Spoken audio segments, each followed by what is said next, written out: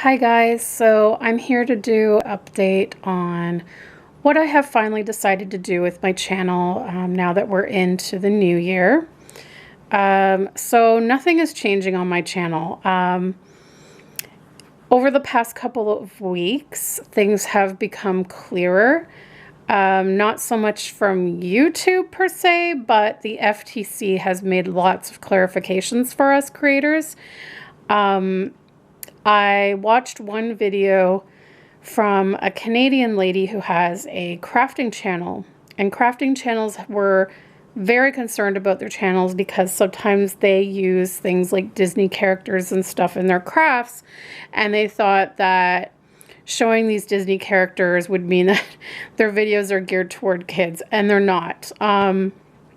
This lady actually from Canada called the FTC in the US and asked them a whole bunch of questions and got clarification.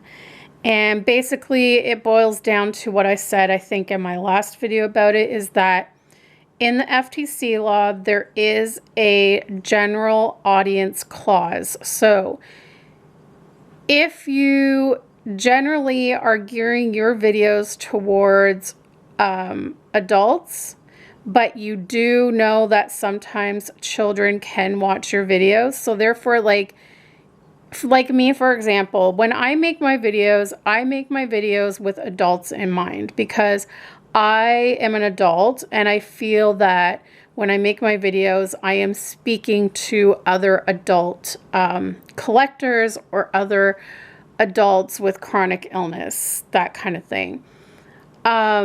So that's my vision for my channel, and that's my intention when I make my videos. And that is very important, to know your intended audience. And I think we all know who our intended audiences are for. When we are filming a video, who do we visualize speaking to? And for me, it's adults. That's not to say, though, that my videos are not family friendly. My videos are family friendly. I like to try and keep my videos drama free. I try my best not to swear or anything like that on my channel. I just like to keep things like that. So I am aware that there are some children that watch my videos, but that does not make my videos targeted to kids. So there's no way that I am going to mark my videos as for kids, because if I mark my videos for kids, and there seems to be a misunderstanding going on in the community, because I watched a couple of reborn videos where people were saying, well, my videos are safe for children to watch, so why wouldn't I mark my videos made for kids? Well, that's because if you mark your videos made for kids, you're going to lose comments on your videos. You're going to lose your community tab. You are going to lose the ability for people who watch your videos to be notified when you post a new video. Notifications will be gone. Likes and dislikes will be disabled. And you also will not be recommended. Like, your videos will not be recommended. Therefore, people cannot find your videos unless they specifically go to your YouTube channel, or they click on their subscription tab and look to see if you have a new video there. So that means less views on your videos, less people are going to discover your channel. It's going to kill your channel. Basically. And also, people that watch your videos will not be allowed to add your video to playlists, and they will not be able to add your video to a watch later list, which I love my watch later list, because a lot of times I will see new videos from the channels I subscribe to that I just don't have a chance to watch right away. And so I'll just add them to my watch later list. And so for me as a viewer, it's going to be horrible to not be able to do that if all of the channels I subscribe to start marking their videos as for kids. It's just silly. So just because your videos are family friendly and you may get the odd child watching your video, that does not make your video child directed. Child directed would be if it's like very, very clear that it's for kids. Like you're there singing kids songs and reading children's stories or acting out nursery rhymes. Like think in your mind like Sesame Street, you know, any of those kid shows, Sharon Lois and Bram, you know, Daniel Tiger. If you're making like content like that, like, hi kids, today we're going to learn the alphabet. Like that is clear for children. Our videos that we make with our reborn dolls have always been intended for adult doll collectors first and foremost. Yes, there are some kids that have reborn dolls, and there are children that watch reborn videos, but that is not your main audience. And your analytics will show that. Like my analytics, I barely have any viewers between the ages of 13 and 18, let alone under 13. Of course, it never shows you under 13, but it just, my analytics shows that my viewers start from, the majority of my viewers are like ages 25 and up. So that's my targeted audience. Now, the issue lies with YouTube not providing us with the ability to select a general audience. And the FTC actually recognizes that is an issue because in their law, if you have a general audience like we do, like us reborn collectors do, we're exempt from the FTC law. Like we don't have to worry about anything with that. So the general consensus has been if you lie within a general audience, then you mark your videos as not made for kids. And that doesn't mean that kids don't watch your videos. It just means that your targeted audience is not kids. It's just not. Now, apparently the FTC also says this is not correct, but they're saying it's up to YouTube to fix that. However, we do not have to worry because YouTube is not going to be the one going after videos and finding people. It's going to be the FTC that's going to be looking at videos. And I just watched this really excellent video today of this man who actually went in person to the FTC and spoke with one of the higher ups in person.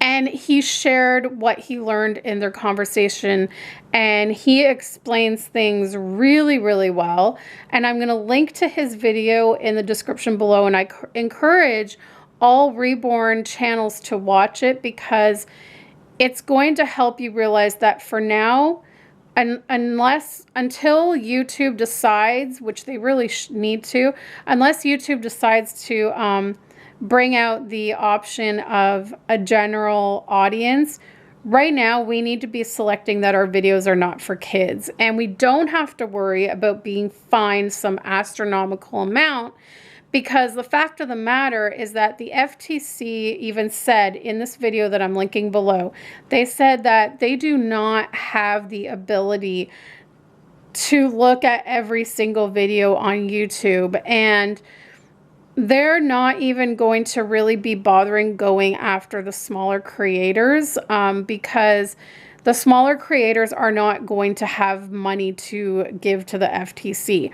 The FTC are not, like, they will be looking at the financial aspects of the channels. So, like,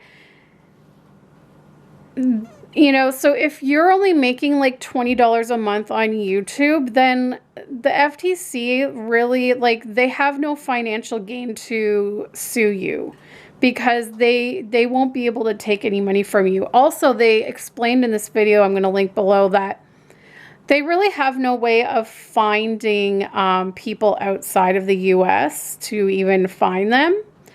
Even though YouTube basically put it that it doesn't matter where you live, you have to comply. But if you're outside the US, you really can't get sued because they can't really find you.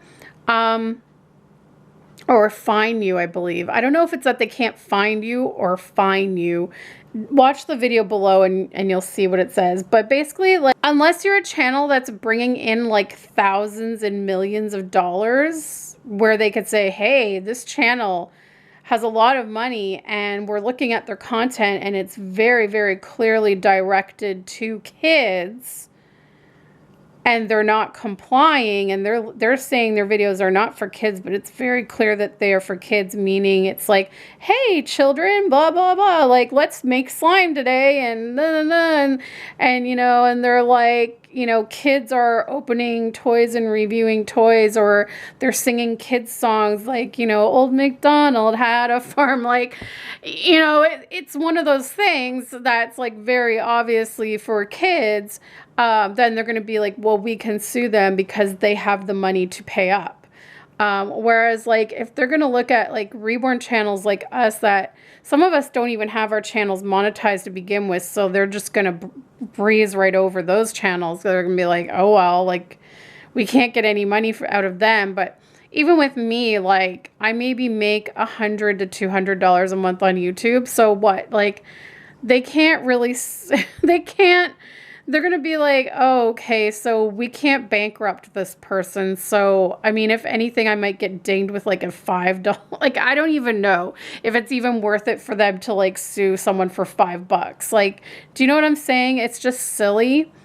But also it's just very clear. Like, if you look at our videos, it's very clear. Yes, we have a doll, but it's very clear that it's an adult in the video and having adult conversations.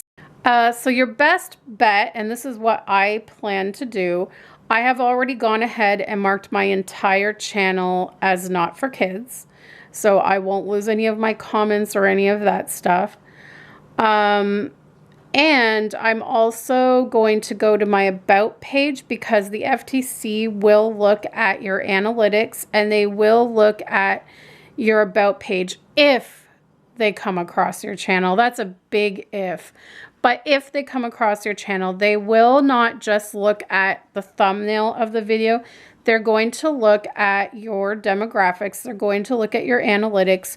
They are going to look at your About tab. So like if they look at your About tab and you say, this children is for kids under 13, well, then you're screwed.